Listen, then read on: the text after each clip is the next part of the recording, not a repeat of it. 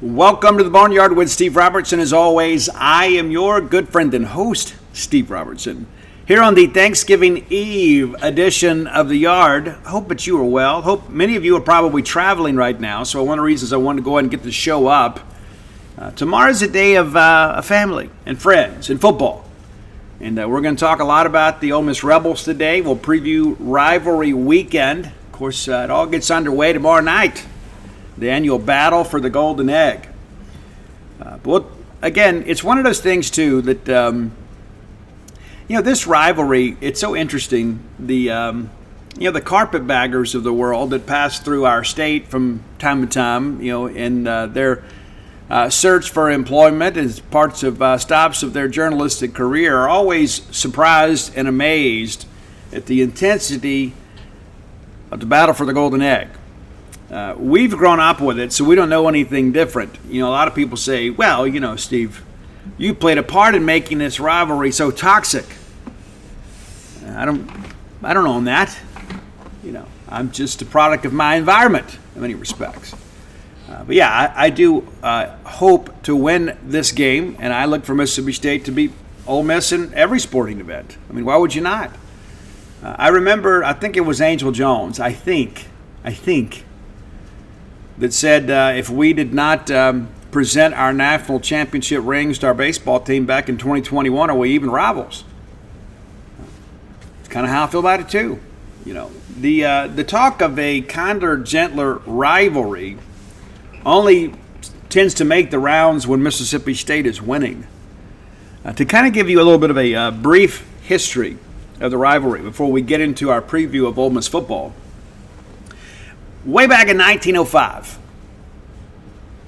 as I wrote about in Alpha Dogs. Matter of fact, I happen to have this here. I happen to have that close by. But nevertheless, Mississippi State played in Jackson for the first time against the Ole Miss Rebels. And it's actually in Stark Villains when I wrote that.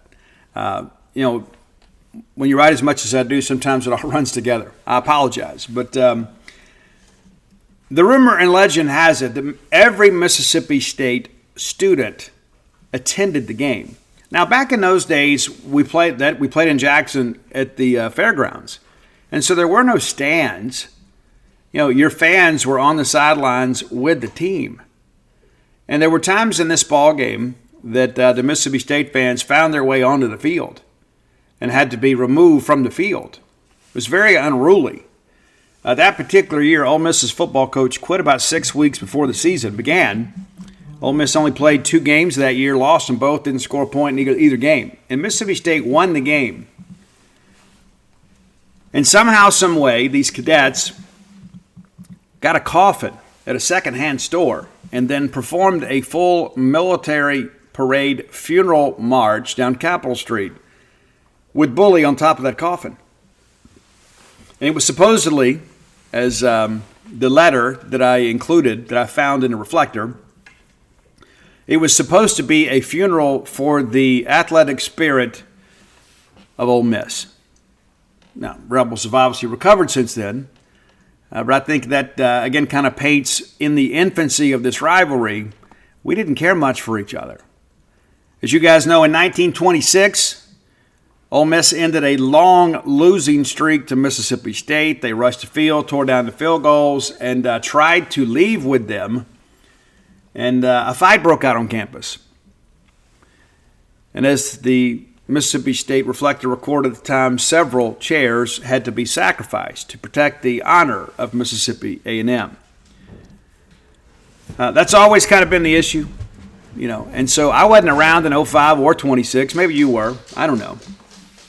You'd certainly be up in years and certainly qualify as a silver-haired or a white-haired or a no-haired dog.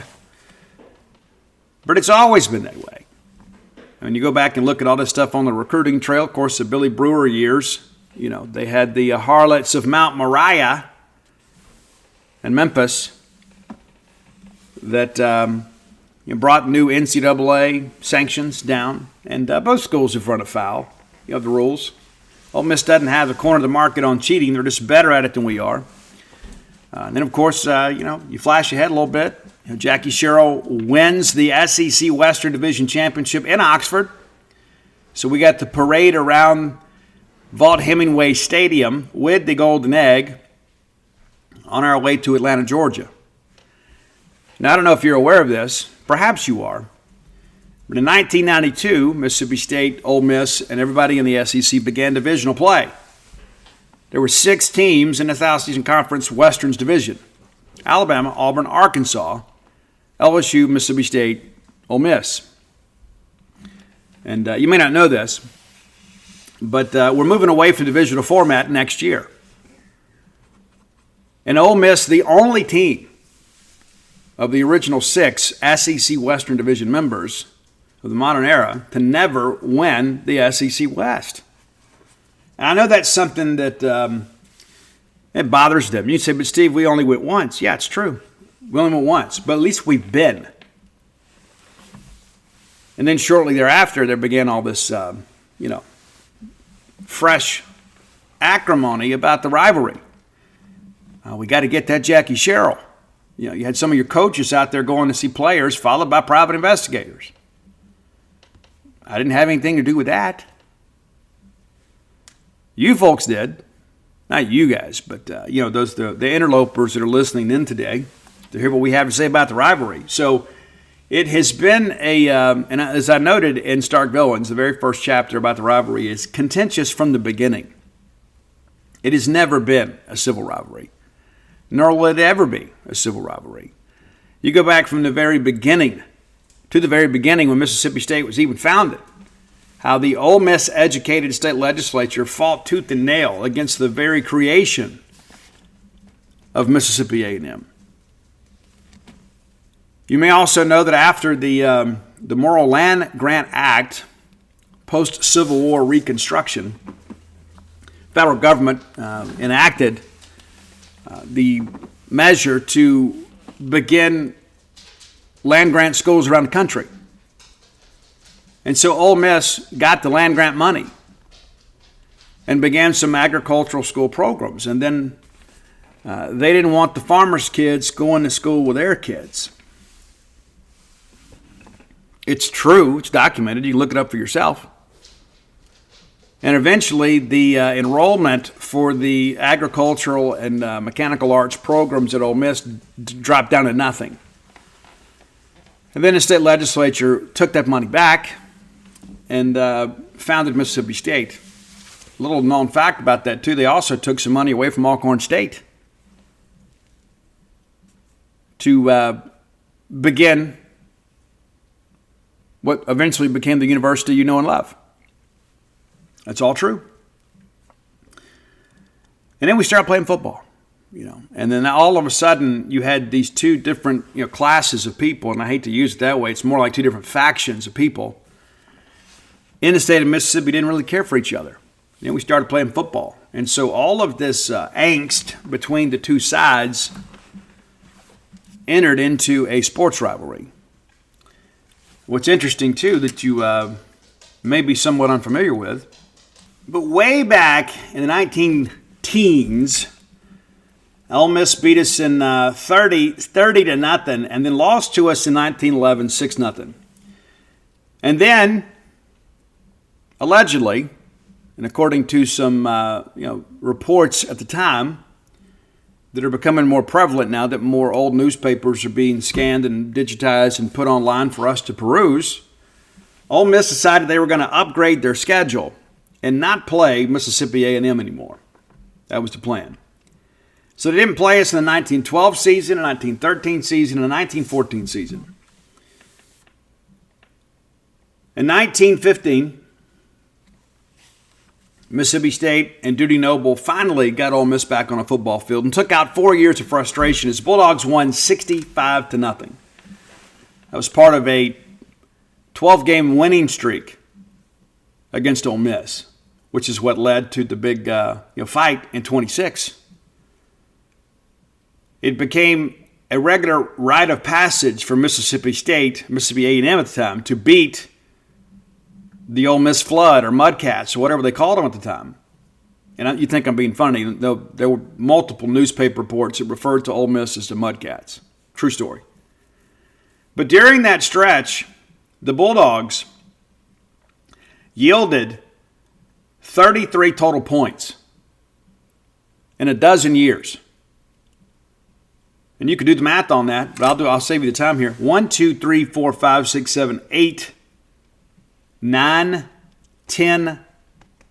That can't be right. 9 shutouts in that dozen years. It was a string of dominance. You can understand why the Ole Miss fans were so gleeful in 26 when they finally beat us 7-6. You'd think they'd beaten us 100-0 the way they acted. But it's important to kind of understand the history of all this because people act like, well, this is all so uncivilized. Guys, it's never been civilized. And again, the only calls to make it more civilized come when Mississippi State is winning. Flashback a few years ago. You remember we had these signs around the state that said, "This is our state"? Well, you wonder where they went? Sources shared with me at the time, Ross Bjork and some of their donorship were upset about the "This is our state" signs that you all loved. And then Ross Bjork asked Scott Strickland, "Hey, could we dial this back a little bit? I'm trying to keep my people at bay. They can't even drive around the state without seeing these signs kind of rubbing it in our face." And for some reason, we went along with that. And maybe I don't have all the details right. I think I do. Based on the sourcing, I think I do. So we're going to get together again tomorrow night, and you never know what's going to happen. We've had some crazy things that have happened. Of course, you had the big field goal that was blown back. Pretty crazy. Interviewed John Bond about that, Stark Villains. You had Nick Fitzgerald's Code Red in 2017. Never forget. People are like, "Oh, no, Steve, it's football." Give me a break. It shows you never played. The hammer fist is not a tackling technique. It's not. The old grab them high and hit them low goes back to the origins of football. You can sell that line of bull somewhere else. So you never know what's going to happen in these games. And again, we'll take a little time. We'll talk about the Ole Miss Rebels. We'll talk about the fine season they've had. And anybody that can suggest that Ole Miss isn't playing great football is kidding themselves. The guys played really, really well. But yeah, it's another chapter in a long running rivalry, and I'm glad it continues. I love the passion on both sides. I do. You got to be careful. Listen, for those of you in Starkville, there will be a lot of cheap bourbon and hair gel on campus this week that's not normally here, right? That's just a PSA. Let's thank our friends at Bulldog Burger Company, longtime sponsors of this show. Love those guys, man. I do. And may go in there for a late lunch today. We'll see how the day shakes loose. But Bulldog Burger Company has the cure for what ails you. It's true. It's true. Go in there and get that great restaurant quality hamburger. It is one of the fine delicacies in life we afford ourselves. Maybe you don't want to eat that heavy for lunch. Get the BLT salad. I like it grilled. You may like it fried. You can get whatever dressing you want. I'm from South Mississippi. We eat ranch, right? But I promise you're probably not going to finish it. The portions are so substantial there. It's one of the things that I love about Bulldog Burger Company. I get what I pay for and then some. There's some other places you go, and it's like you pay this, and it's like you leave, and you're not quite fulfilled. That's just not the case at Bulldog Burger Company. So if you're looking for a great meal at a great price with great atmosphere, to enjoy some time with great friends and family, go to Bulldog Burger Company. 3 great locations to serve you. University Drive here in Star Vegas, Gloucester Street there in Tupelo, Lake Harbor Drive in the Ridge and Flowwood area. Have the spring rolls as your appetizer. They will make you and everybody around you better looking. It's on the menu, and that's not an accident. It's true. Bulldog Burger Company, the place where people go to meet, M-E-A-T. All right. We've talked throughout the year, about this Ole Miss team. What's interesting to me, and, of course, Jeff Lebby's name has come up in connection with the Mississippi State coaching search. There were a lot of people, when Jeff Lebby left and said, you know what, this Ole Miss offense is going to really struggle. And then they go out and hire Charlie Weiss Jr., and people are like, oh, yeah, this is just a weird combination. I think the Ole Miss offense actually got better after Jeff Lebby left. I know their commitment to running the football was a lot more pronounced, and it kind of helps when you got a star like Quinshon Judkins. But Lane Kiffin, in many respects, has silenced many of his critics. There were so many people when he first got hired, they said, this thing will never work. Well, it's worked for Ole Miss. And I've had a couple people had some fun this week with Ross Dellinger's tweet. Ole Miss people, good-hearted for the most part. So they want to thank Steve for the program we are today. Well, you're welcome. And you can express your gratitude by making a donation to the Bulldog Initiative in my name. How about that? If you're really that grateful, go ahead and do that. No, it's all in good fun. And but nevertheless, this Ole Miss team has really done good things. They have a chance to win 10 regular season games for the second time in their history. And, of course, that has happened 2 years ago. So both of these incidences have taken place with Lane Kiffin as the coach. So no matter what you think about the guy can coach football. He absolutely can. He can manage a roster. You know, last year they had a big start and then the terrible finish. And one of the things that Kiffin talked about was, portal guys, right? When they didn't have something big to play for, they didn't have that same allegiance. And I'm paraphrasing a little bit. I don't want to put words in Lane Kiffin's mouth. But there were a lot of people that said, hey, it's not going to work. And whatever changed has been beneficial for Lane Kiffin and the Ole Miss Rebels. So 9-2 on the year, 7-0 at home. So the best chance to beat those guys, of course, is away from their place. They've been really good at home under Lane Kiffin.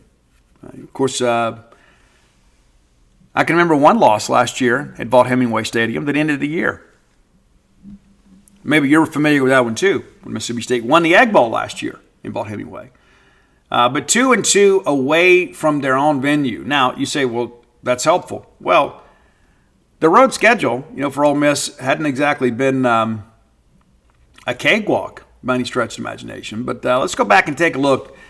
First week, they beat Mercer 73-7. And there's no real accomplishment there. But, yeah, it's a season opener. You want to get people juiced, right?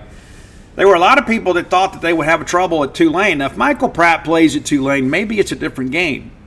But it's not Ole Miss's fault that Michael Pratt was hurt. They just got to go play the games on their schedule. They win the game 37-20. And it was a bit of a tussle for a while.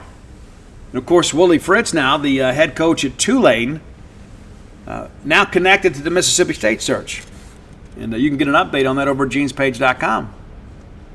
Had some discussion last night about him and the latest What We're Hearing update.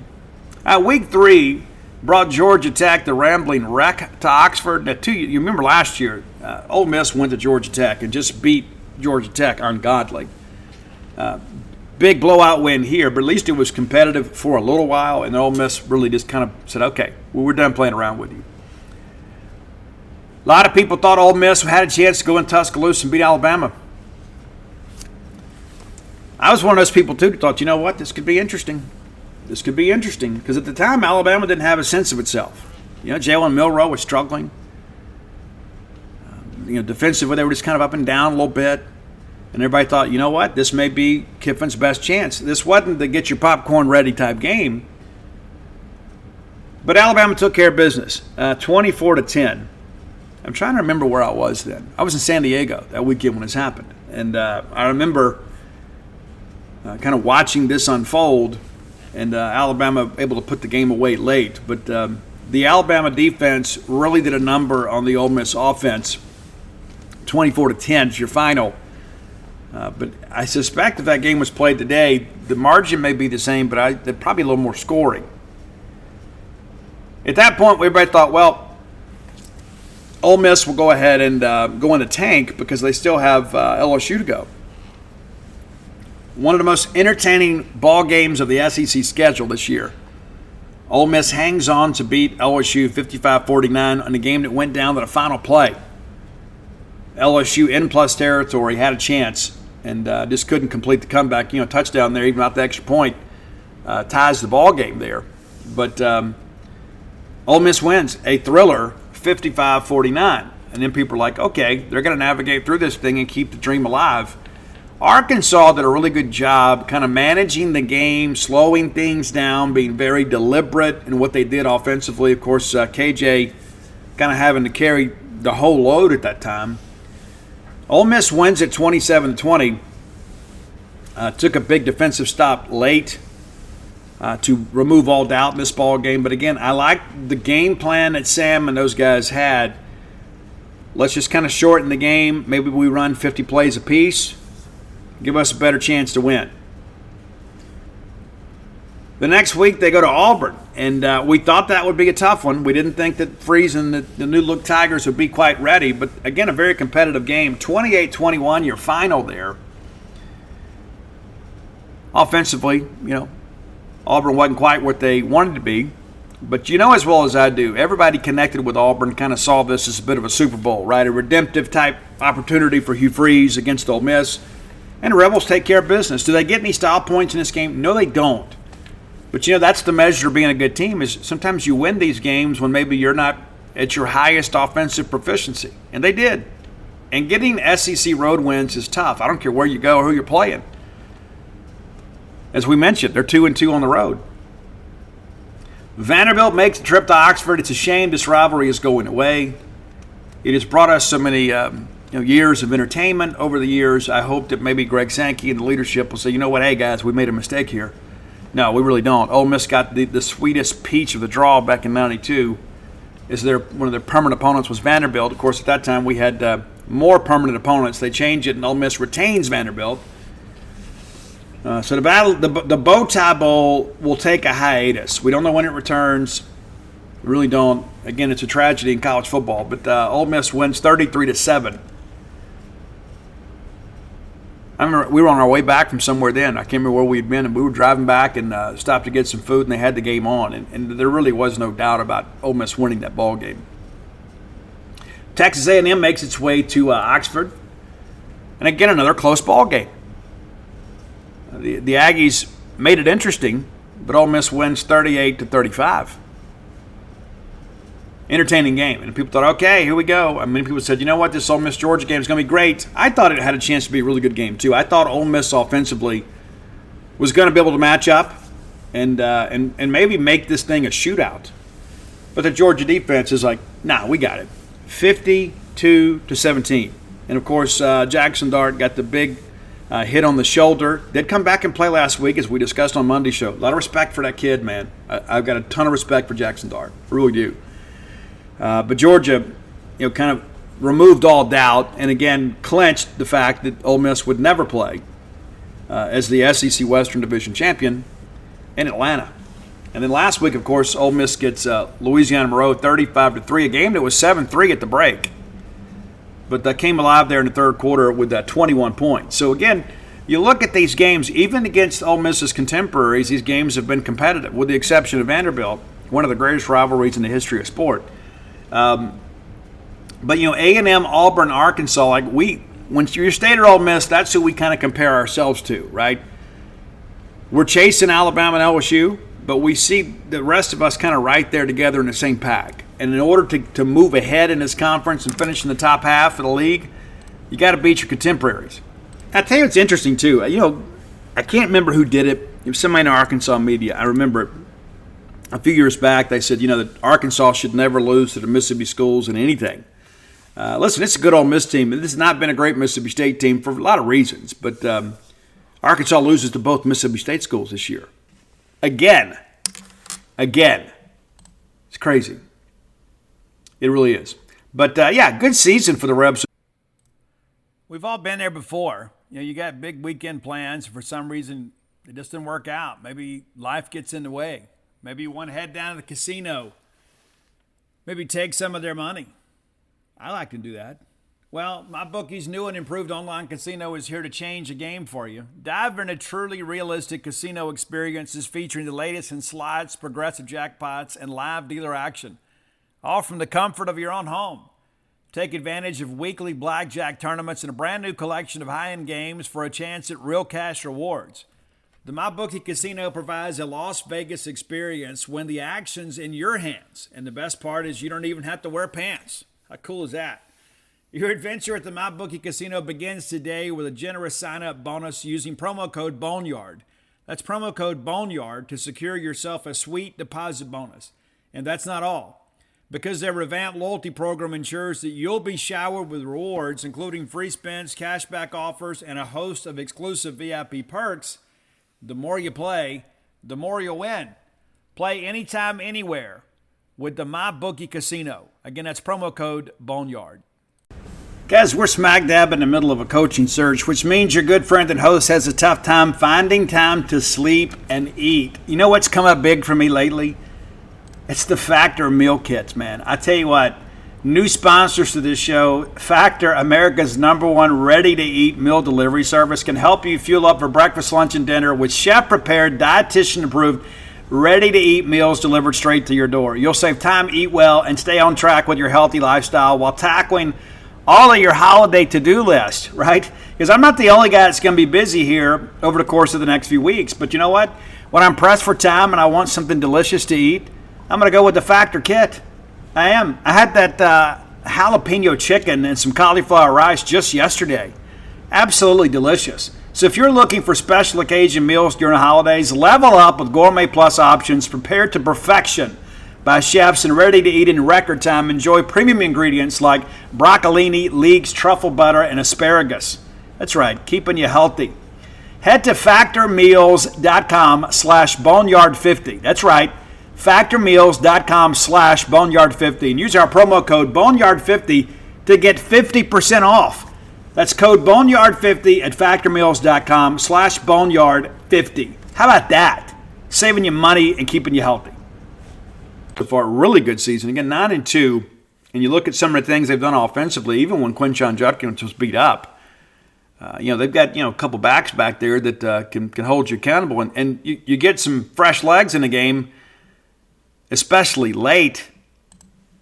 It changes the complexion of things. And again, that's about roster management, right? I mean, it's like, hey, we're going to have a tough time finding somebody to spell Quinshon Judkins, but what do? They go out and they find a transfer. And he was banged up last year, but making some things happen for him this year. Okay, team numbers first.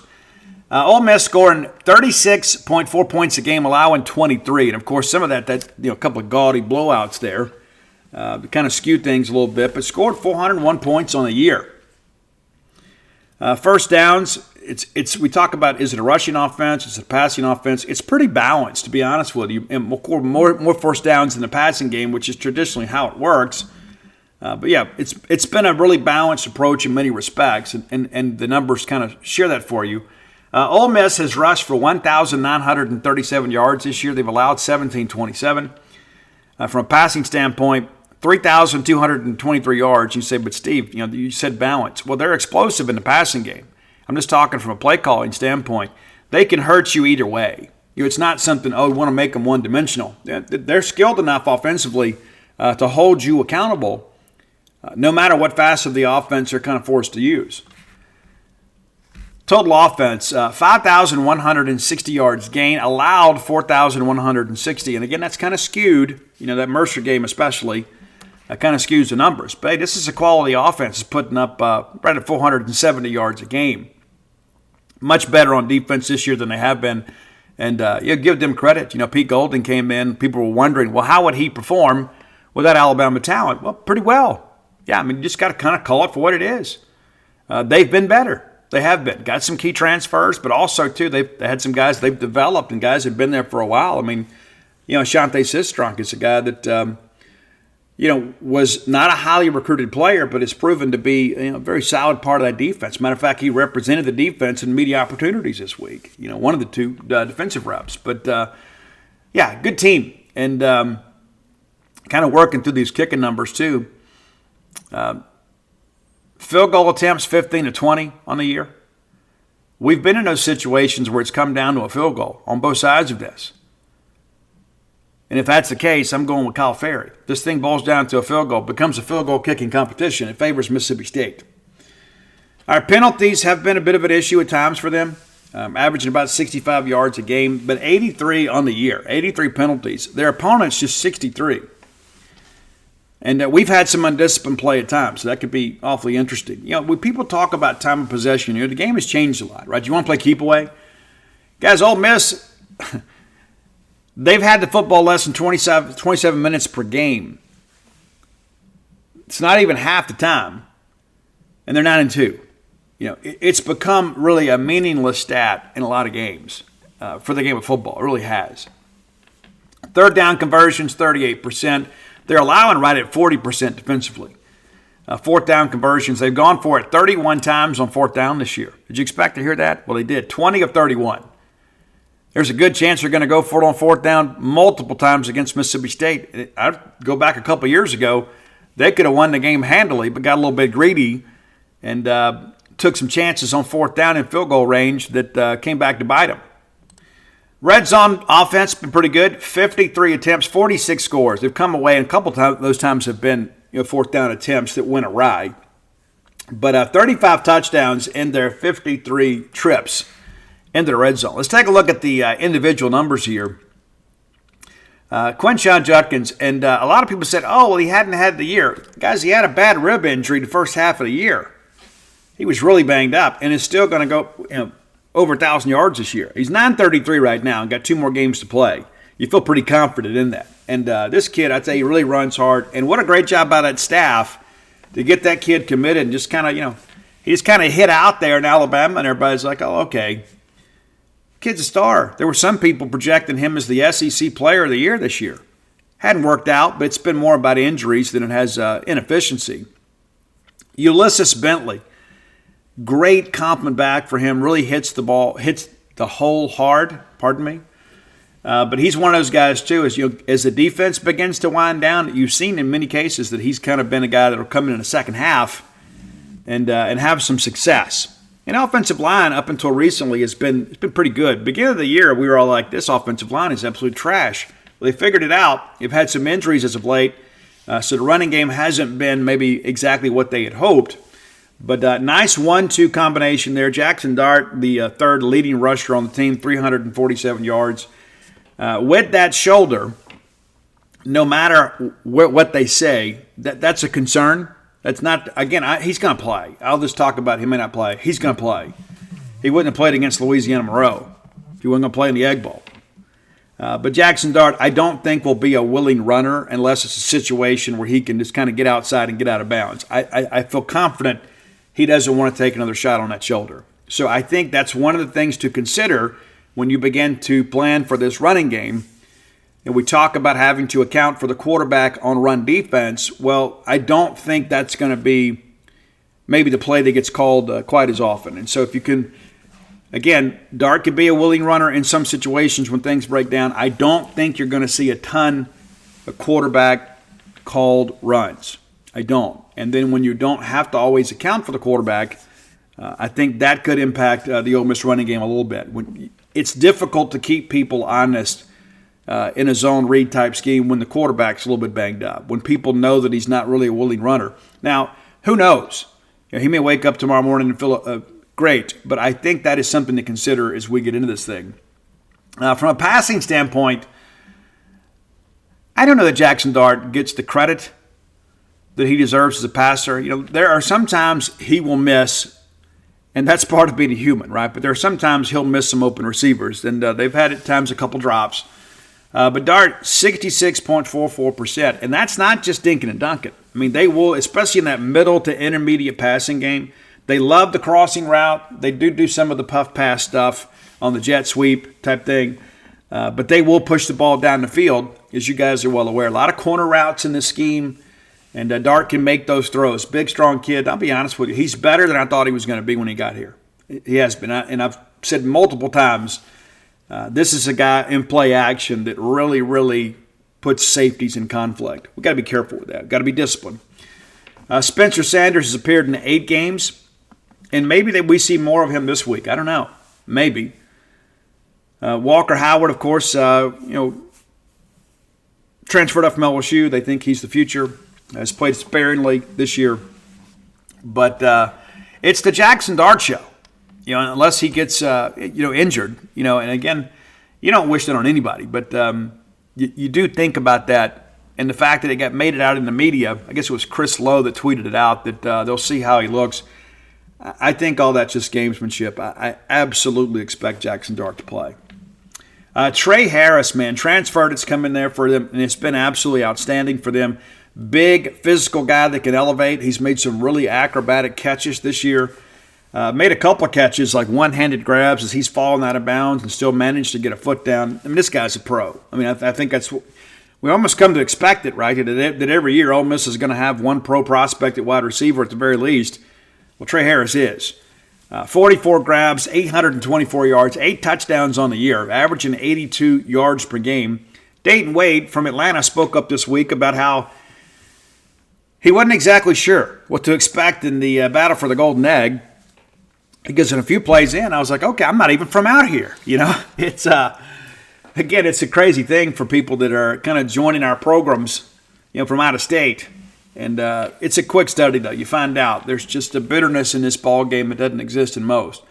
But Dayton Wade's a guy that had a big touchdown against State last year, 50 catches on the year, second on the team in receptions, 755 yards, 4 touchdowns. But he's a guy, too, the concepts in which they use him, they get him paired up in matchups where he is going to win the foot race. He is an extremely fast football player. They like to use him on that end-around play. They run that at least once a game. They'll use him some, on the jet sweeps. So they find ways to get the football into his hands. Jordan Watkins leads a team with 52 catches. Maybe you didn't know that. He's like, well, I know Trey Harris, I know Dayton Wade. Yeah, Jordan Watkins having a career year at Ole Miss. 734 yards, 3 touchdowns. And it really has emerged, he's not just a possession receiver, but when they get in third down, there appears to be a tendency to find him. Well, of course, he's a sure-handed receiver, so that's a pretty safe bet. And that's one thing I think as you get into this ballgame, you're going to see on third down, Jordan Watkins, more times than not, is one of the primary passing options, and he is a guy that's been able to deliver. Tight end, Caden Prizecorn, I apologize to his family if I mispronounced that. Missed some time this year, but he's been back. Played last week, and then also spoke in post-game about the Egg Bowl. And so this is another guy that's been around a little bit. Just 16 catches on the year. But in a game like this, against a blitz-happy opponent that Mississippi State will be, the tight end out, that little tight end flare, will be a hot route or a nice little check down for Jackson Dart when we're bringing pressure. So that's something to really watch. When they all read hot, if they don't just kind of slip Caden out there a little bit just to avoid a negative play. Again, not a ton of receptions this year, but I think that could be, a factor, especially on those passing downs when we're going to be bringing the heat. They could use him as a bit of an escape release there. Judkins, just 18 catches on the year. But the thing with him is when you screen it to him, if you give him a seam, that's a guy that can gas you. There's no ifs, ands, or buts about that. Now, defensively, let's take a look as we get ready to finish up our preview here. Trey Washington leads the team with 69 tackles. That's nice. Ashanti Sinstrong, talked about him earlier, 59 tackles. And this is a guy, again, that kind of took the scenic route to the SEC and has probably exceeded expectations. He said earlier this week this is the one game he has to win. And other teammates talked about that. So this is the one he's got to win. He's a guy from Louisville, Mississippi, just down the road. Said he grew up every Saturday watched Mississippi State play. Just didn't get the chance to come play at Mississippi State. He's made the most of his opportunity at Ole Miss. John Sanders, 55 tackles on the year, 3 interceptions, 4 pass breakups. A very active secondary. They do a really good job with the safeties. We certainly expect to see that secondary challenge a little bit, and how they handle that challenge remains to be seen. But they're a group that can be opportunistic. You get a little bit loose and fast with the football, you're going to find yourself in some trouble.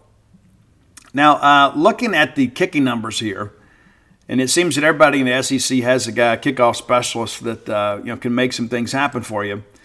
We talked about that last week. We knew Southern Miss couldn't kick the ball in the end zone.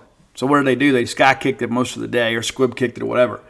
From a punting standpoint, Frazier Mason, Masin, 35 punts on the year, averaging 42.2.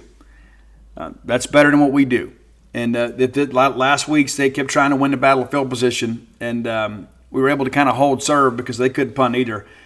This could be that game within the game right here. 11 fair catches, 7 inside the 20, and 4 of 50-plus yards.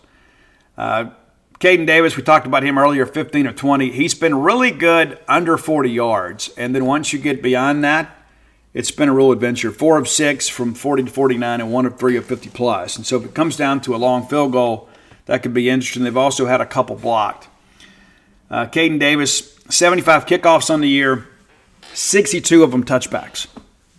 So you hope they don't kick off a lot, but if they do, there's a good chance the ball's going into the end zone. And so that's important to understand. I don't know that Xavier and Tulu get a chance in the kick return game to have a real opportunity to make an impact on the game in that respect. And hopefully we can reciprocate that and keep that ball in the end zone when we're kicking off. And hopefully we're kicking off more than them. But that's your look at the Ole Miss Rebels. Again, a quality team. You look at it and say, you know what, you're always looking for tendencies, but there's not an obvious weak spot here. And the schedule reflects that. I think most people would agree it's a better Ole Miss team than what they had last year. And a lot of those gains have come on defense. And so when you get defensive stops, you get more offensive possessions. You get better field position. I think the numbers reflect that. So we're going to have our work cut out for us this week as we host the Ole Miss Rebels tomorrow night. 6:30 kick. It'll be broadcast on ESPN. I expect them to announce a sellout today if they haven't already. I've had my nose down working on a lot of other stuff. With the new book is out. Of course, working through this coaching search stuff. It takes up so much of my time. But, we expect a near-capacity crowd at Davis Wade Stadium. I'm sure there'll be a lot of Ole Miss people in attendance. My hope is that none of our faculty sold their tickets to Ole Miss fans. That's something that's got to be reviewed. In all due respect, that's got to be reviewed. We just can't have that. We can't. And that's not an Ole Miss-related issue. But, we had that last week. We had Southern Miss fans sitting in some of those seats. I think it's shameful. I do. But all that said, we're going to get ready to get to Ole Miss on campus, and we'll have an opportunity to play them and a chance to retain the Golden Egg.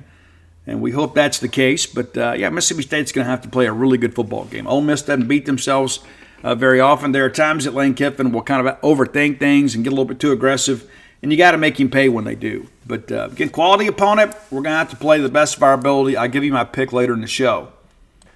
All right, time for today's Top 10 list. As always, brought to you by closewithblair.com. That's C-L-O-S-E with Blair, B-L-A-I-R.com. Guys, Blair is a mortgage professional. If you're looking to get anything done in the mortgage industry, look no further than Blair Chandler. And we like to keep business in the family when we can. Blair is one of us. But, hey, if you're an Ole Miss fan listening, he'll take care of you, too, with that same level of service. We just like to keep business in the family when we can. Blair is a season ticket holder in multiple sports, has a place here in Starkville. When we lose, he feels it just like you do. When we win, he celebrates just like you do. Blair Chandler is a winner.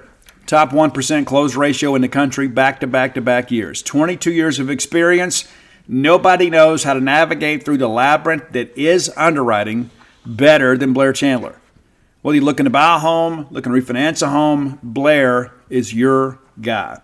Give him a call or text today at 601-500-2344. Again, that's 601-500-2344. And visit him at closewithblair.com for more information. All right. Last year before the Egg Bowl, and maybe I'm tempting fate here, last year we did top 10 songs dedicated to Ole Miss fans. I have changed my mind on that. We're going to do a top 10 Thanksgiving, thank you list. Songs about being thankful. I had a new book come out on Monday. You may have heard. I'm very happy. Had the first event of this book cycle last night at the Starkville Quarterback Club. It was outstanding. I want to thank our friend Gary Blair for inviting me. Worked out really good. Books came in on Monday. We had the event. Sold a ton of books last night. If you couldn't attend, you can pick it up downtown at Book Mart and Cafe or at Campus Book Mart. It'll be filtering out to other bookstores soon. But if you can't make it to town, visit whenthebottomfalls.com and they'll get that out. And if you've already ordered, I know the personalizations have already been sent out. By the end of the week, everything that's been pre-ordered will be mailed. So be looking for that. The holidays are here, and so it's tough to get things done in the middle of the holidays, but they'll get those things out to you maybe today, at the latest Friday. But here we go, top 10 songs of thanks. Top 10 songs of thanks. Number 10, kind of a different song, more of a pop Keith Urban track. I like Keith Urban. I do. I think Keith Urban is exceptionally talented. I know some people say, well, it's not real country. You know, that's your thing. I'm not a country guy. I just know that Keith Urban is an incredible songwriter, and just about every song I listen to from him, there is some type of emotional connection with it. And so we're going to go with Keith Urban's song, Thank You. Really, really good track. And again, it's not a country song. It's kind of got a pop feel to it. Number 9, one of the legendary female artists of my lifetime. Well, the musician's musician. One of the best vocalists in many respects. It's Bonnie Raitt. We're going to go with her song, Thank You. It's a relationship song. Many of these are. But Bonnie Raitt, of course, written a ton of hits over the years. We could probably do a top 10 Bonnie Raitt list, to be quite honest with you. But yeah, number 9, Bonnie Raitt's Thank You. Number 8, the real R&B, man. We're going back to rhythm and blues. You know, what passes for R&B these days is much different. It's evolved as a genre, but we're going back a long, long way here. We're going to Bobby Womack, his version of Thank You, another relationship song. And really, that's what it's all about, right? It's friends and family, because it's not about really what you have, it's who you have. There's so much of that. The more you mature, at least for me, the more I've learned. You know, the things that matter most are the people in your life, not necessarily the possessions in your house. Number 7, I don't know that we've used her a lot, but it's Alanis Morissette. Yeah, before she was Alanis Morissette, she was simply Alanis, and she was another, pop, poofy-haired teen heartthrob type deal. And she matured and wrote the Jagged Little Pill album that is iconic in the eyes of many women. It is. One of her nicer tracks is Thank You. And, of course, it opens up with getting off these antibiotics. But interesting song and very talented lady, Alanis Morissette's Thank You, number 7. Number 6, many of you know this as the background for the Eminem classic song Stan. But the original track belongs to Dido. And the name of the song is Thank You. It is a very haunting track. The bass line on it is rather infectious. There's just a lot to this. It was a hit on its own, not just with Stan. But every time I hear it, I'm expecting Eminem to just drop in about Stan. All right, number 5, one of the forerunners of alternative rock music in American history. And I don't know that this band gets the acclaim it deserves, even though that they've had an incredible amount of a cult following. But it's Big Star. And led by Alex Chilton, who was the singer of the Box Tops. And you say, Steve, who are the Box Tops? The Letter. Joe Cocker made that song probably more famous to a new generation. But Alex Chilton, considered one of the pioneers of alternative rock music. And this band put together a string of hits. They disbanded for a while, reunited, did a big reunion concert on the campus of the University of Missouri. And the live version of this song is available now on iTunes.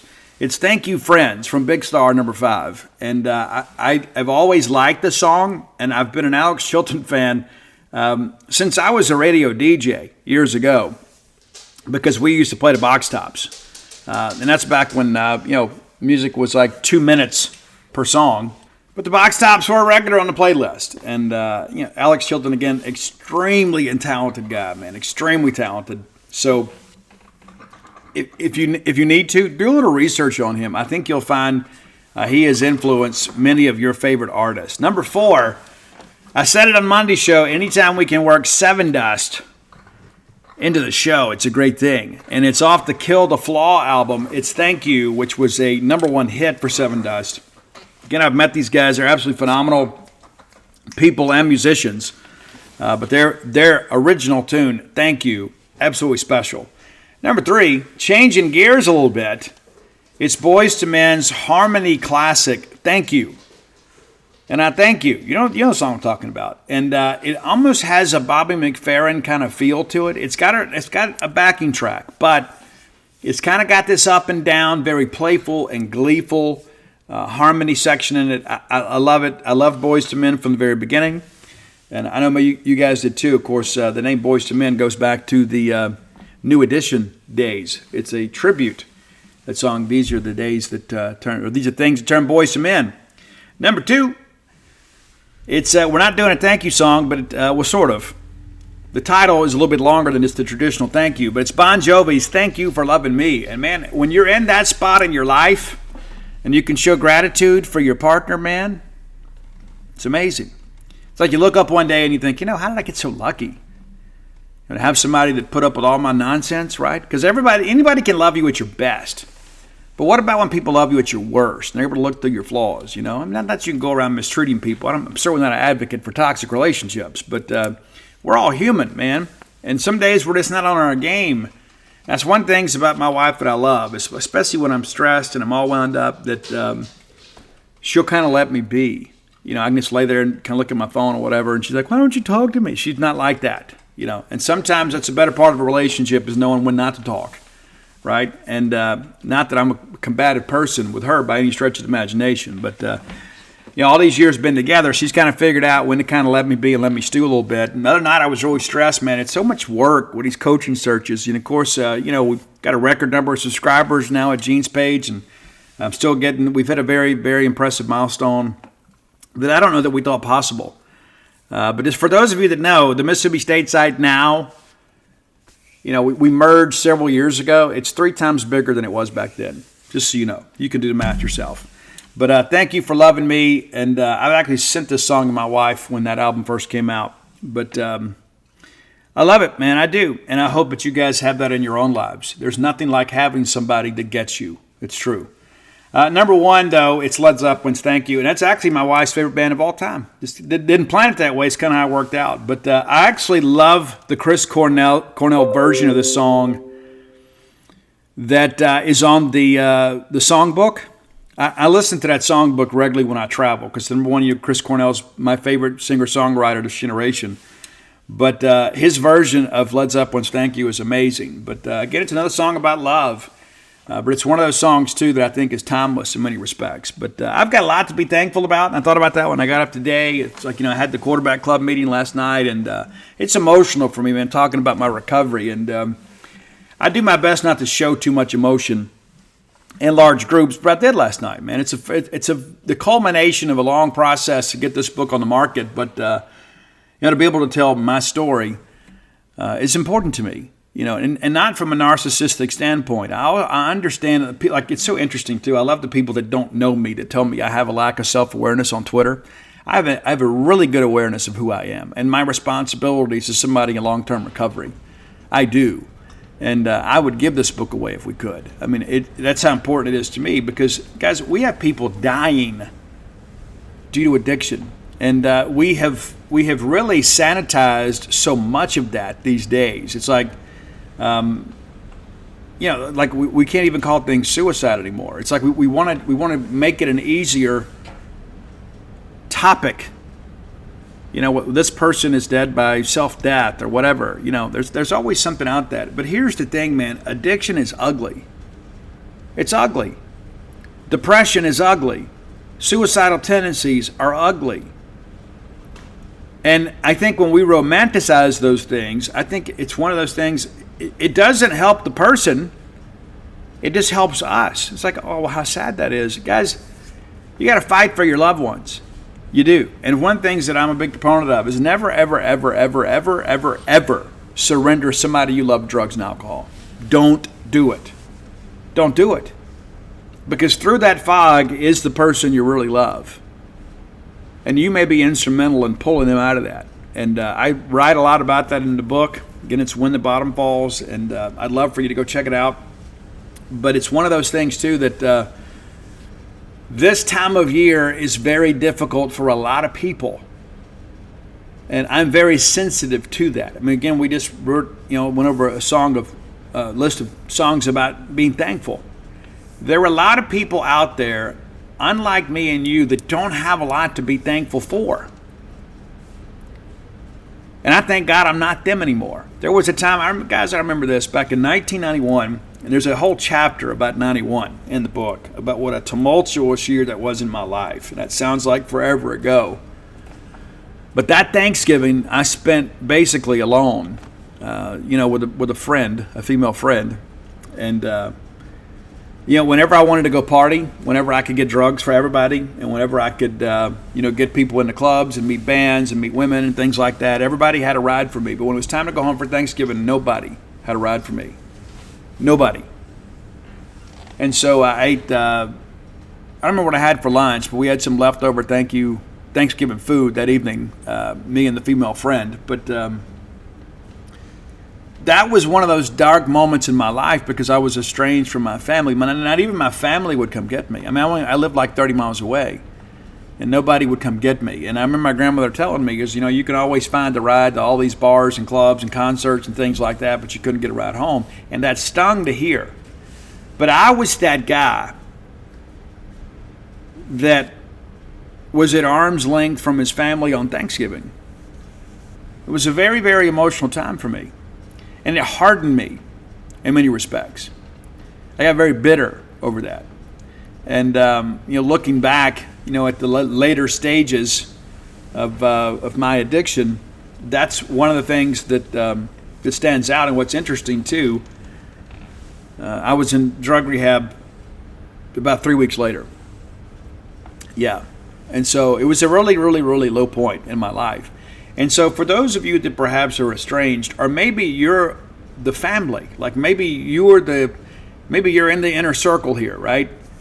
And you've got that one person, maybe you call him the black sheep, maybe you call him whatever, that's not helpful. But this Thanksgiving, and maybe do it today, why don't we reach out and put our differences aside? Maybe you've got somebody in your family that's dealt with addiction. Wouldn't it be nice to have them home for Thanksgiving? You say, Steve, I don't want them to come. They'll ruin the occasion. You know what? You may save their lives. You might. Because one of the first things that I did, after the gravity of the fact that I missed Thanksgiving my family did, I tried to overdose again. I remember laying in that bed that night. My heart was about to beat out of my chest, and I probably should have gone to the hospital. I was probably having a cardiac event. I wouldn't go because I was too proud to admit that I was a drug addict. I thought if I went to the hospital, I could just get out there and get on Weathersby Road and take that turn and go to Methodist Hospital and get seen about. But I would rather have died than let my family know that I was a drug addict. You know how crazy that sounds? It was insane thinking. It was. But you know what? I could have died that day. Could have. But God spared me. And now I'm here to tell the story. And I've documented that for you. But more importantly than buying a book or being honest with yourself, if there are people you really love, tell them. Tell them. Not in a text. It's not a Facebook post. Tell them. If you can't get to them, pick up the phone and call them. It's one of the things that I've learned in life that probably the most powerful phrase that I've ever heard in my life is when somebody says, I love you and I'm sorry. It's amazing. Because so many of us walk around with these built up feelings of resentment. Maybe there was a misunderstanding, or, maybe somebody hurt our feelings and there was maybe some communication that was split level and we didn't interpret it the right way. Or maybe we said something that was interpreted in a way we didn't intend. And now there is acrimony in the family. And sometimes it takes somebody being the bigger person. Even if you're not, if you're the person that is the center of the resentment, even if you're the person that was wrong, or even if you've done nothing wrong, there's nothing wrong with just owning it. It says, you know what, I would rather be wrong and rather be blamed for this than not to have you in my life. I would rather eat some humble pie and have a loving relationship with you than talk about, who we assign blame to. I think that's important. And the longer that I live, the more that matters. And of course, it helps the fact that I have been on both sides of this. One of the things that when I was young, I used to always say, I'm just so misunderstood. And part of that, I misunderstood myself. I didn't know who I was. But I've been that guy that was by himself, eating off a styrofoam plate for Thanksgiving, heating up somebody else's dinner in a microwave. I've been that guy, sitting around seething in bitter hatred, resentment, because I felt like that my family, I was ostracized from them. It was a measure of my own choosing. the life that I was living. But you know what mattered the most to me? I remember being in Lamar County Jail. And I finally got my grandmother on the phone, and she cried. And she asked me, she said, will you get help? If we can get you help, will you get help? And then I knew then that somebody loved me. May not have been many people, but I knew she did. And now you look around, and it's like I had a friend a while back that sent me a song and said, this song always reminds me of you. And it was Brantley Gilbert's The Ones That Like Me Love Me. I got so many people in my life that love me today. It's true. And I had a bunch of people loving me back then. I just didn't recognize it. But today, I find love at every turn. Go to these book signings, and those are the best of the best, right? Those people always come up and tell you how much they love you and your work and all you do, and all your effort seems worth it. But before I was your good friend and host, and before I was a 6-time author, and before I was the owner of a huge business, before I was a father, before I was a grandfather, before I was a husband, I was a hopeless drug addict, living off Weathersby Road in Hattiesburg, Mississippi. They couldn't get a ride home to eat turkey. I mean, it's just, look at what God has done. I mean, it's true. And I'm going to take some credit for it. I had to do my part. I'm not a robot by any stretch of the imagination. But let me encourage you, no matter who you are or where you are in life, there is someone in your life that you love that you are not in contact with. Don't include them in the group text. That's so annoying on Thanksgiving. I will call the police on you if you add me in one of those. But there is somebody that you love that maybe you're estranged from today. Let's do it today. Reach out to them and let them know that you love them. Don't get into all of this backstory stuff. Well, if this hadn't happened. No, none of that matters. All that matters is love. And if you truly want to save somebody, you got to love them. You got to hold them accountable too. But if there hasn't been dialogue for a while, the last thing they want to hear from you is a sermon. Just let them know you love them and mean it. All right, next segment of the show brought to you by Campus Bookmart, a Starkvillian institution. You can get all my books there. They carry all 6. That's cool, right? If you're looking for Mississippi State merch, and you certainly should be, guys, we're just over a month away from Christmas. I know that will probably send some moms into orbit, but it's true. With all that we've had to distract us, we've had a miserable football season. We've had a coaching change, working through the coaching search. Maybe it snuck up on you. Now's the time to act. We can make it easy on you. Just go to campusbookmart.net and peruse their fine selection of Mississippi State merchandise and take care of all the Bulldogs on your Christmas list. Everybody wants new Mississippi State merch. You do. You too. It's obvious. So make life easy on yourself. Campusbookmart.net. Promo code BSR, which stands for Beautiful Steve Roberts, and that gets you free shipping on all orders over $75. Any order less than 75 bones, absolutely incomplete. Also tell you too, I will be downtown at Campus Bookmart's sister store Friday from 7 a.m. to 1.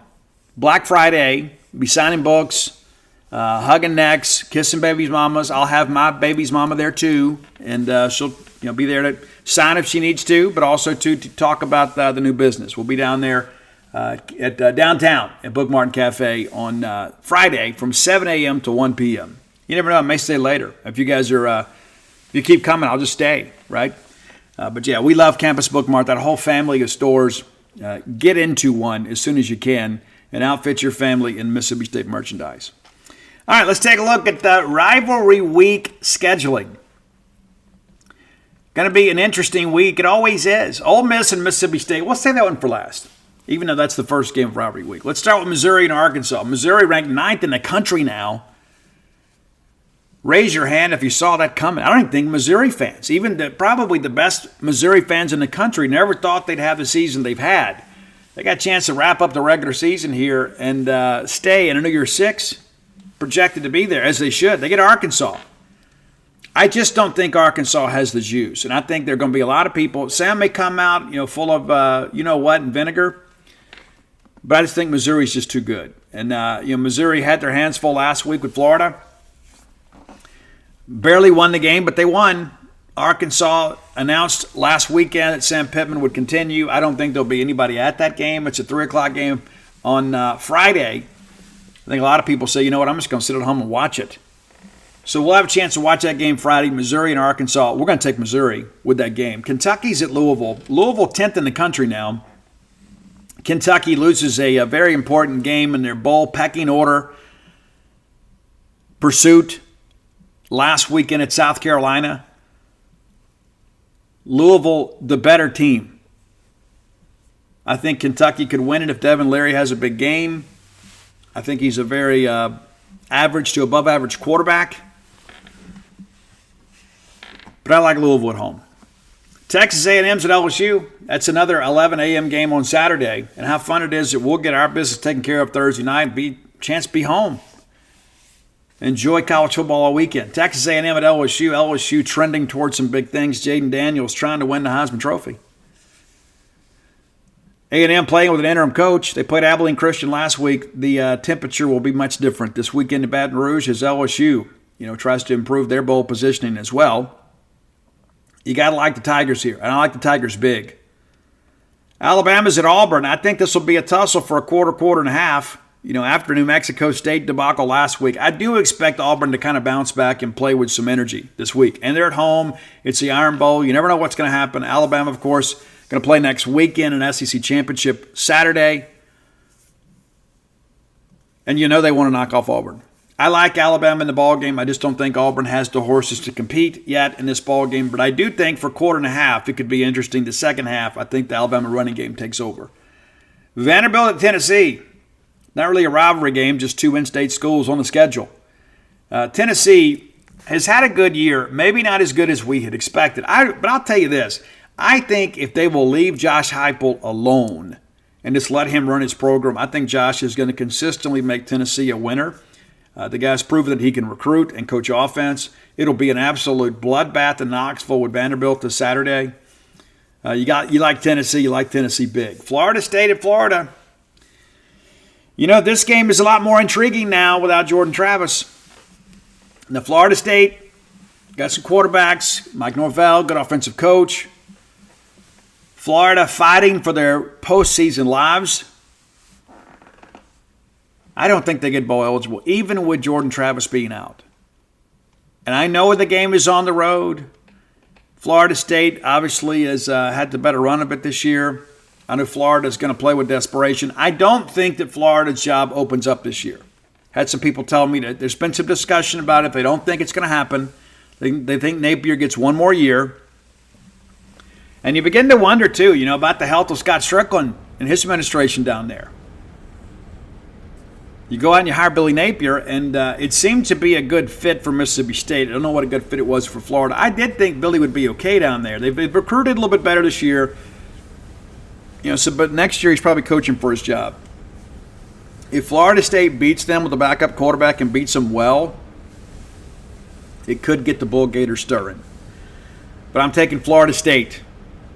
I felt Florida State would win this game all year. Pretty significant injury, obviously, to Jordan Travis. But I'm going to stick with the Seminoles. On the road, in the swamp. Should be a fun game. Georgia and Georgia Tech. I told you guys Tech's lost 11 of 13 in this series. Georgia just continues to get better. They were kind of up and down earlier this year, even though they remain undefeated, but they have gotten better down the stretch and won some big ball games. I don't think they have any trouble with Georgia Tech. Clemson's at South Carolina. South Carolina needs to win to get bowl eligible.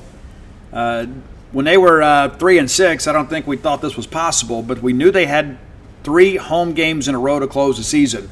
And again, that atmosphere at Williams-Brice last Saturday night, absolutely incredible. Absolutely incredible. I think Clemson's figured some things out, though. I think Clemson will find a way to win this game, so we'll take Clemson and then Ole Miss, Mississippi State. I just can't bring myself to pick Ole Miss. And you can say, Steve, no. I'm a Bulldog through and through. It's the Egg Bowl. It's at home. I don't care what the odds makers say. I don't care what anybody else says. I'm going to pick Mississippi State, and I'll live with it. And if State loses, I'll just take it. But I think that Greg Knox and Will Rogers and Woody Marks have provided some juice to this team down the stretch. They know they're not playing for their jobs. They're playing for the love of football. Ole Miss playing for a lot more. All the pressure here is on Ole Miss. And as Lane Kiffin said earlier this week, You just don't know. He didn't have any relationship with Greg Knox. They just don't know. He goes, I know it's a motivational thing. You can't change a lot schematically in just a couple of weeks. But you don't know from a foundational standpoint, what Greg Knox is going to choose to attack. I'm told we've had a great week of practice. The win last week obviously helped our emotions. And that Will Rogers is leading this group. It's good for Will to get a game under his belt. And there was some rust early in that ball game. But I expect Mississippi State to come out and play well. I worry about Ole Miss and their ability to match up with us on the outside. I think we're going to have a tough time with their passing game. So you're going to need some turnovers. You're going to have to make some things happen. The pass rush on Jackson Dart, who is not 100%, is going to be a big part of this. We're going to have to find a way to get Jackson Dart uncomfortable and get him on the ground, and he is a tremendous competitor. You know my respect for him. Call it a homer pick, I don't care, but I refuse to get on here and pick Ole Miss. I just refuse to do it.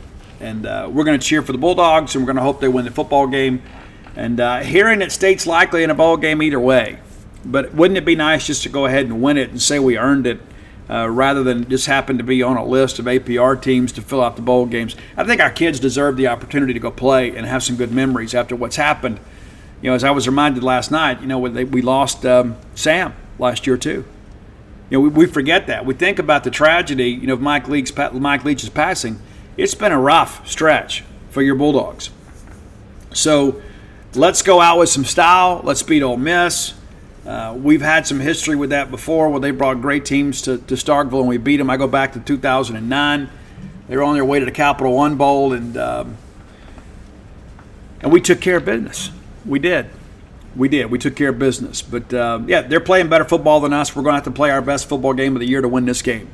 But I think that there may be the team we expected to see this year from Mississippi State is going to show up on Thursday night. At least I hope so. I hope you're there with two cowbells in hand to help cheer the Bulldogs on to victory. And so, again, it's my show, it's my pick, it's my team. And so I'm going to go with the Bulldogs. I think the Bulldogs at the very least cover. I picked them to cover in our genespage.com predictions. But, we're going to pull for the Bulldogs. And be like, oh, Steve, you're just being a homer. Okay, cool, fine. Fine with me. I admit Ole Miss is a better team, but I think that this is the kind of Hollywood-type script that gets written from time to time. And now Will Rogers is back. And so schematically, I think we can kind of do some things that we want to do. And if you're Kevin Barbay and those guys, what do you got to lose, right? I mean, you're not going to be retained. You're coaching this game because you love the game of football. And I don't get the sense that our players are just simply playing out the string. That's important to understand. All right, final segment of the show is Stark Vegas Clubhouse. Google the Stark Vegas Clubhouse. I'm going to do my best to get out there today and go tour the facility. And we'll have some more, intel to share with you on Monday. But I can tell you, I've been out there and viewed the property. I haven't been in yet. Just a few miles from the Mississippi State campus, you can bring your large group under one roof. And how cool is that? Rather than having to track everybody, where's so-and-so? They're there in the room. It'd be nice to just have everybody right there together. You can eat together, you can dine together, you can recreate together, you can get out by that fire pit, get around that TV, have a chance to cook there, go buy some groceries rather than go spend a bunch of money dining out, spending $8, $9 on a drink in some lounge somewhere. Just go buy yourself some adult beverages and put them on ice right there in the Stark Vegas Clubhouse. If you book through the Evolve website, which is what we suggest, we can save you some money. Use promo code BSR10. I get you 10% off. How cool is that? 10% off your stay. Because if you start booking rooms for everybody, it's going to get awfully expensive. And so if you're coming to town for work, you're coming to town for a family event, think of the Stark Vegas Clubhouse. Absolutely give them your business. And these are Mississippi State people that run this, completely renovated, 2 wet bars, plenty of bedrooms, great furnishings, just a great place to live, but also it's to stay, but it's also one of those things you think about, the best weekends of your life, more times than not, have been spent with family. And how great would it be to have all your family under one roof, and just spend a weekend together. If you're looking to work in Starkville, how nice would it be to have the whole team under one roof? You're working on a big project. You got to have easy access to everybody and have a common area that everybody works. And they can retreat to their own quarters in the evening and rest. Start Vegas Clubhouse. Book through the Evolve website. Use promo code BSR. All right.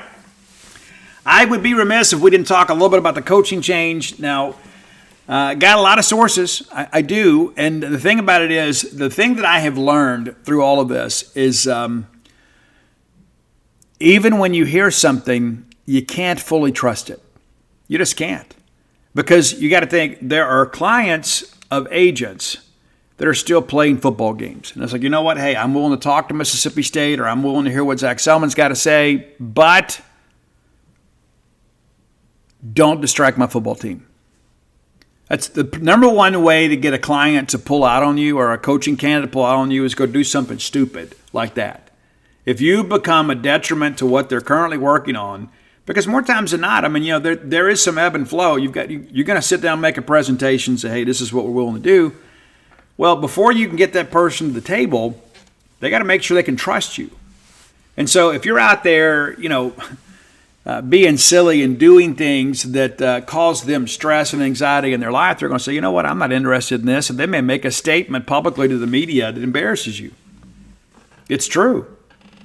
So, but what happens is there's so many people that have a little bit, right? They have a little bit of information. And you get that information and you make your circle of calls and you gather what you can, you absorb that, and then go back and make it again and compare notes with everybody again. It is a long and tedious process that oftentimes doesn't yield a lot in the way of results. And especially with a new AD this year. I mean, we don't know how Zach Selman's going to work. There's no body of work to judge him on. And I've been told a lot of things throughout this process, but the consensus opinion is we're going to make a good hire. Now, some people are going to say, listen, we could go hire Nick Saban, and half of our fan base would be upset. They'd say, why are we taking Alabama's leftovers? He's over the hill anyway, right? I mean, that's how life works. And sometimes we get so invested in a candidate, most would think, man, I can just see this guy's offense, or I can see this person's defense, or I can see this recruiting that's going to be under this guy. This guy makes perfect sense. I like this guy representing. And then we get tunnel vision and we think, the only thing we want to believe is what validates our opinion. I do my best to avoid that. As I've mentioned on the show before, I don't ask leading questions when I call the sources. I don't just say, hey, what are you hearing about the Mississippi State search? I ask that too, but usually the first question may be about a candidate where there is some conflict out there. Because you can't fall in love with what you know. There are other people out there that may be reporting something that's contrary to what you're reporting, so you got to keep digging because it's coming from somewhere, right? And sometimes their sources may be better than yours, and in other cases, they're not. I have talked to more people this week than I can possibly begin to detail for you. Like, oh yeah, I talked to so-and-so and so-and-so, but it's like, it's one of those things that you start getting a consensus opinion, and the one opinion that we have at this point collectively in the college football world is nobody knows for sure who's going to get this job. That's not in any way to suggest we're not going to have a good search, because every search is ultimately judged by the hire itself. I'd like to give you better information and say, hey, we know who it's going to be. I'm not going to sit here and paint those illusions. We don't know yet. I have been told that the list has been narrowed down to about 5 or 6 candidates, and I feel like we've got a pretty good handle on who most of those candidates are. But you can never rule out a dark horse. I'm not going to sit here and talk about a mystery candidate. See, that's one thing that irritates me. It really does. People will say, oh, well, there's a mystery commitment that's going to come. And then all of a sudden some guy, oh, that was the guy. He was a private commitment all along. Same thing in this stuff. We had the Mike Leach news, last cycle when Mike Leach was a dark horse. And one of the things that I learned the day that we fired Joe Moorhead, and it's funny the turns and twists that search took. I was talking to John Cohen privately, and I've joked with John about this, that he's like, so what are you hearing out there? And so I went through a name of candidates. Billy Napier was part of that, some others. And I goes, I had somebody else tell me that you have always been fascinated by Mike Leach. And the phone got quiet. And I joked with John the other day, and I said, yeah, that's when I knew you weren't a good poker player. So I filed that away. And then as the thing with Joe Judge went south, Mike Leach and Todd Grantham were basically the finalists for the job, and things really kind of zeroed in on Leach. And so that emerged late, right? We thought we knew where this thing was going to go. There was all this heat about Napier early, and then it was Joe Judge, and if Joe hadn't got that offer from the Giants, he'd been your head coach. And I don't know how that would have worked out. We wouldn't have had Mike Leach, though. We might be in the middle of a coaching search now anyway. And so there's always things, there's some ebb and flow with this, and it's important to understand it's almost coaching search 316. It's never the first name. It's never the first name. That's how it always tends to work for us. And there's so many times, whether it be in baseball or basketball, people come out and say, oh, this guy's a leading candidate, and then ultimately he may not even get an interview. Or perhaps that's his agent floating his name to get him associated with some big jobs, so when the time comes, he's already in the conversation. That doesn't mean that that coaching candidate is serious about our job. That's important to understand. So we're going to continue to work the phones. Tomorrow we're going to enjoy family because nothing's going to happen tomorrow. And I don't believe that you have an answer on who your coach is going to be until at least the weekend, because of the fact that every coach that we're pursuing at this point is going to be playing a game on Saturday. So we're going to be sensitive to our team. We're going to support our players and our coaches and hopefully go get us a win over Ole Miss.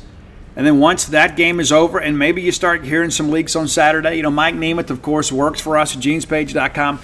Mike came to Mississippi State in 1985 and ran our media relations department so professionally for decades.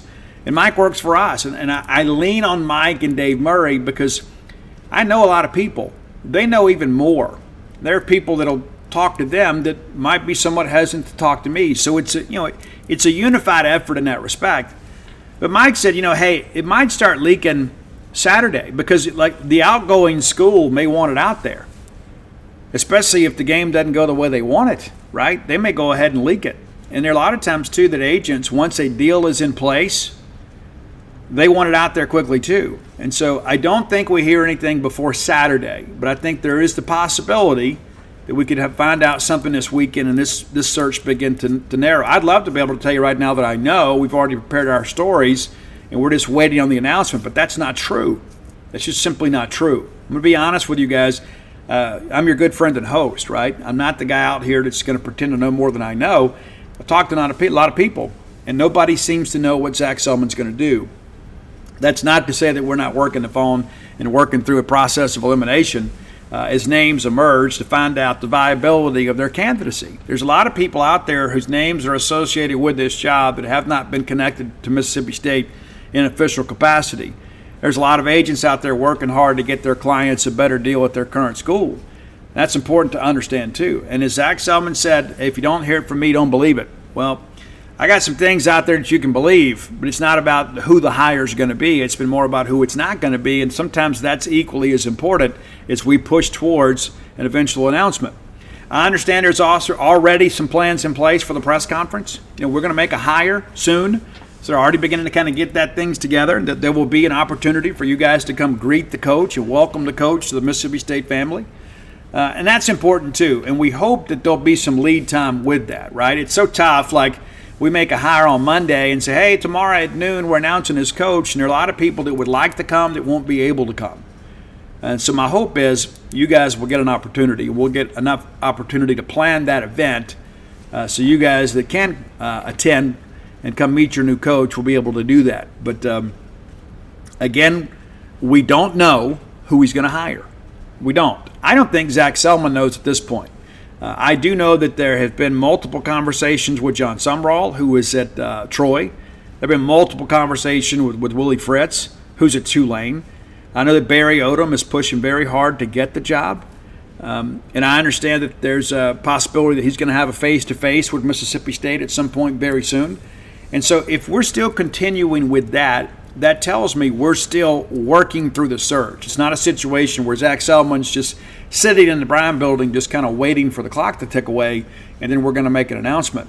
I don't think we're at that point. Some people have suggested we may already have a deal in place. I don't believe that's the case, because if we do, we're wasting a lot of jet fuel and we're wasting a lot of time and effort talking to other candidates. And so it's important to understand that. There is always going to be somebody that pops up late. We hope that we've identified that candidate before they do, but once they do, we'll vet it out and we'll do our best to share with you what's true and what's untrue about that candidate. Matter of fact, later today, I'll have a What We're Hearing update on about a half dozen names. And, you never know by the time I get ready to write it, maybe we've learned something else. But you can take advantage. We're giving the store away right now 75% off a Gene's paid subscription. And we have just hit a very important milestone in our industry, a number that we never thought was possible. The biggest and best thing going, simple as that. And that sounds arrogant and whatever, but the reality is the numbers speak for themselves. And we enjoy being your eyes and ears over at genespage.com, and I love our team. I do. There's always some ebb and flow with that too. Sometimes people join the team, they stay for a short time, they leave. There are others that stay for a while and leave. And we never, ever, ever, ever, ever, ever, ever think less of anybody trying to improve their station in life and do what they feel is best for their family. Ever. We're always going to do our best to take the high road and remain friends even when we're not coworkers. That's important to me. I know who I am, but there are some things that I will say about this search when it's all said and done that I think it's important for you guys to know. So look forward to that here in the days ahead. Now, as we begin to kind of transition here into a new administration and a new football program, let me impress upon you again how important it is to be involved with NIL. And I know it feels like we're always asking. And fans today, there has never been a fan base generationally that there has been more asked of than this one. And I don't just mean Mississippi State, I mean in all of college sports. It's like, oh, well, I just want to buy a shirt and go to the games. And then people are like, you know what, we need you to give this. We need you to give your Bulldog Club dues. We need you to do that and do this. And so it's more expensive than ever. And then people look up and they wonder why there's not as many people at games. Well, a lot of people just simply can't afford it. It's like, hey, you guys have priced me out of this deal. I'll just stay at home. If I've got to buy a seat license and make a donation to a donorship group just to buy a ticket, I'm just better off just not getting season tickets. And so we're in a difficult situation in that. But the reality of it is we have made some really great strides with NIL. And a lot of that's because of the Bulldog Initiative. And Charlie Winfield, when he gets to heaven, they should let him take the escalator. He has done the Lord's work kind of championing this cause. And, of course, the university is behind that. They have continued to promote the Bulldog Initiative on social media and on game day. And so consider joining up. We're in the middle of the $1 million match. And we gave some money, too. Yeah, we did. And we don't just cover Mississippi State. And you could say, well, Steve, you guys aren't being objective. The reality of it is I'm not going to do anything based on what somebody else thinks. Well, Steve, I don't think you should do that. Well, I think you should keep your mouth shut, right? We felt it was important for us. And when I say we, I felt it was important for us at Gene's Page to be a part of the $1 million match because we're going to put our money where our mouth is. I would feel like a huge hypocrite to come on this show and say, hey, you guys need to give to the Bulldog Initiative when we're not. Guys, I've raised over $30,000 for the Bulldog Initiative so far. We're also going to be helping sponsor the NIL basketball game against North Texas and Tupelo because we think that's important. And I remind you, too, even if you're not going to that game, buy tickets because the proceeds and the profits of that filter down to the Bulldog Initiative. And we're going to take the show on the road, and it'll be a special event. We need you to turn out and be a part of that. But if you can't be a part of it, buy some tickets. There's some very inexpensive tickets up in the upper level for like $10. Maybe buy 5, 10, 20 of those and donate them. And I'm confident there's probably some charities in the greater Tupelo area that are involved with children and young people that could bring those kids to a Mississippi State game, right? So do your homework there and be a part of that. We encourage you, as always, do what you can to help Mississippi State. There's so many people, with their hands out these days, and there are a lot of worthy causes out there. To me, there's nothing more important than what we do at Mississippi State. Because of the fact you're doing things that are generational. Right? There's so many of our student athletes that have an opportunity to come to school. Many of them, the first in their families to come to college and earn a college degree. They have the opportunity to change their family tree forever. And you can be a part of that. I think it's a very, very important part of it, all the way through. No matter what you think about how the NCAA has handled this, which has been dreadful, the reality of it is this is the world in which we live for now. Hopefully we'll get our arms around this and get some national legislation to kind of put some guardrails around NIL. But it's not enough, right now. We're in a much better position than we were. We were behind the curve, and a lot of that, too, is because, we had some opportunities early and things didn't work out. And I think a lot of it, too, the university has learned a lot about what is allowable and what is not permissible when it comes to NIL in the beginning. We were very conservative about that. We were. Compliance office is like, hey, we got to be sure everything is correct. And there are other people out there that kind of paved the path for the rest of us as mavericks. They said, hey, we're going to do this until they tell us not to do it, and kind of paved the way for the rest of us. But we were playing catch up, and in many respects, we have caught up with many of our contemporaries, contrary to what they may tell you. And there's so much of that, too, that's about this rivalry. It's like everything that we have is diminished, right? And then we all want to poke holes in everything they have. It's just, it's like their Tinker Toy Stadium over there, that fell apart this year when their fans rushed the field. But be that as it may, I feel good about the search where we are. But it's not about where we are. It's who steps up to the podium and is handed a cowbell by Dr. Keenum or Zach Selman that rings us into a new era. And I just encourage fans to have a little patience with the process. Things will work out. And again, there's a lot of people in national college football media that have a lot of respect for Zach Selman and how he's done things so far. And he's identifying the right candidates. He's been very smart in how he's gone about the process. And hopefully that ends with us hiring a coach that's going to bring a lot of wins here to Mississippi State.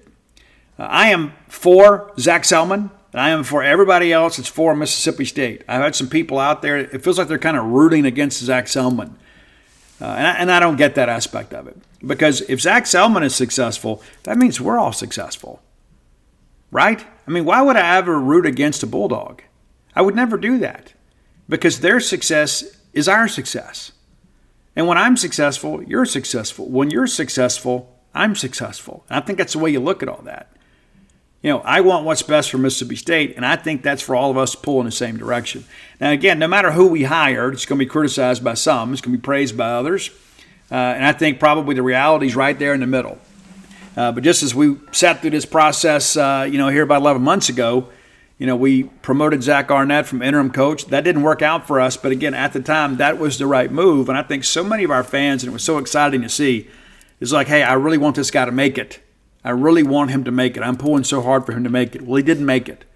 That doesn't mean that your faith in Mississippi State should waver. We gave it a chance. It didn't work out. And now we're going to give somebody else a chance. And so we'll have an update on Monday. And again, I think this thing is over next week. I do. I really do. I think this time next week we're going to be profiling a candidate and a new coach and talking about their history and the expectations of the program moving forward. This is not going to be something that lingers on. We'd really like to get it done soon. But until next time, let's all live our lives in a way we make more friends than enemies, and people can see a difference in the way we live.